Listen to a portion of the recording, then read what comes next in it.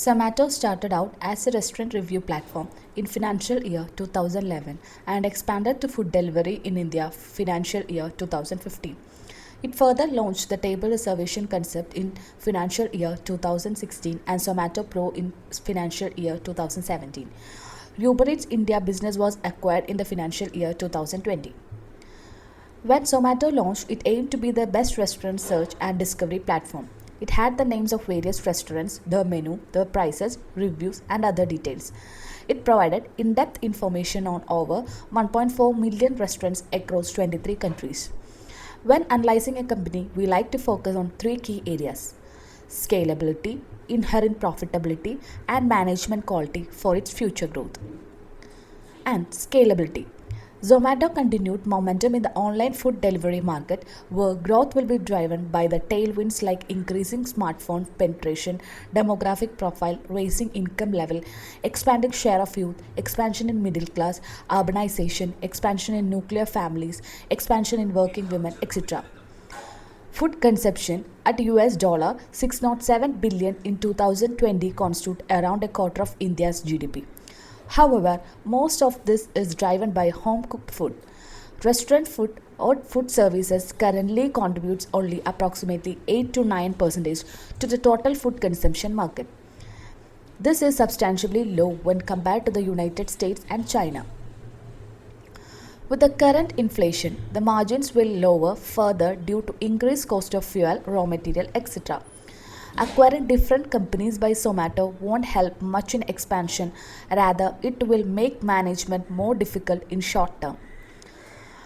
Revenue in the online food delivery segment is projected to reach US $12.14 billion in 2022.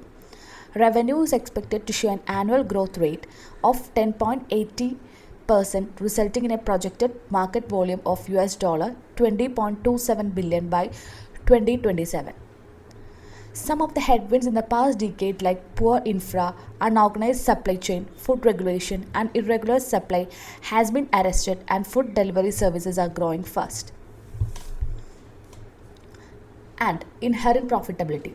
According to a report by JM Financial, Zomato's path to operational profitability requires two things: order volumes and contribution margin per order are two key variables that would determine Zomato's path to profitability. The company can turn profitable in the financial year 25 on a cash EBITDA basis if it were to reach annual order volumes of 1 billion and a contribution margin of around rupees 21 per order, said the report. With around 10 million monthly active users, the current penetration rate for Zomato within the online product shopper base works out to around 10%. This penetration to increase to around 15% over the next 5 years, effectively growing the monthly active user base of Zomato to 45 million by financial year 26, said the report. Zomato has been burning cash ever since its existence. However, all these investments towards marketing and promotions were acquired to accelerate adoption of food delivery and category creation. The growth to be driven by the growing share of millennials or Gen Z in the earning population and fast growing e-commerce penetration beyond Tier 1 cities. Zomato's average order value stands at rupees 382 currently, which is expected to steadily rise in the coming years. Zomato now operates in more than 1,000 cities across India as it added 300 plus new cities in January to March. Top 8 cities contributed around 60% to gross order value. However, its losses continued to swell, ballooning by nearly 50% in the March quarter to 1,222 crore when compared to the previous year. And management quality. An experienced management team on the help increases confidence in the business.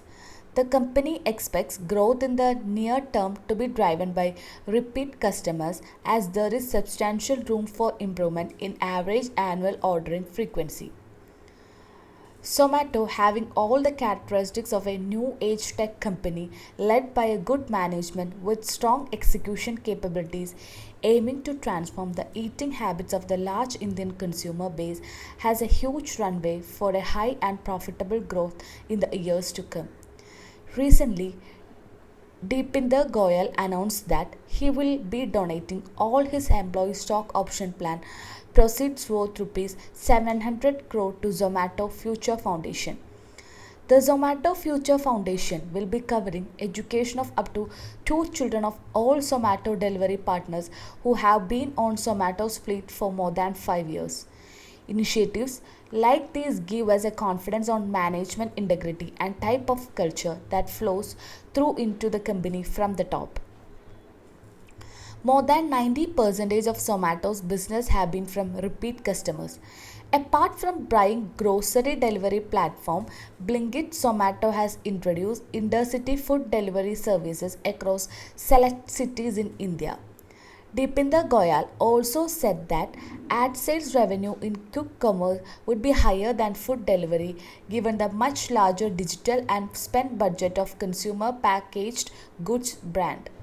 Meanwhile, monthly order frequency on Blinkit app was 3.5 times in May 2022, which is higher than that of food delivery on Zomato, the company revealed.